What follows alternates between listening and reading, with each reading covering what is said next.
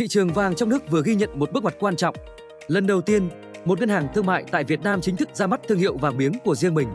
Ngân hàng Á Châu (ACB) vừa công bố sẽ phát hành vàng miếng thương hiệu ACB từ ngày 10 tháng 10 tới. Đây là lần đầu tiên một ngân hàng thương mại tại Việt Nam đưa ra vàng miếng mang thương hiệu riêng, thay đổi cục diện vốn trước nay do nhà nước độc quyền. Theo ACB, giao dịch mua bán sẽ được thực hiện bằng tiền đồng qua tài khoản và khách hàng có thể nhận vàng ngay trong ngày hoặc muộn nhất 2 ngày làm việc.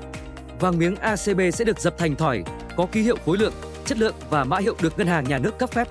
Động thái này diễn ra trong bối cảnh chính phủ vừa ban hành Nghị định 232 cho phép ngân hàng và doanh nghiệp đáp ứng đủ điều kiện được sản xuất và kinh doanh vàng miếng. Đây được xem là bước tiến quan trọng, tạo thêm nguồn cung, giảm phụ thuộc vào thương hiệu SJC. Không chỉ ACB, Techcombank và một số ngân hàng khác cũng đang chuẩn bị tham gia thị trường. Giới chuyên gia kỳ vọng sự cạnh tranh này sẽ đem lại thêm lựa chọn cho người dân, góp phần minh bạch hóa và ổn định thị trường vàng trong nước.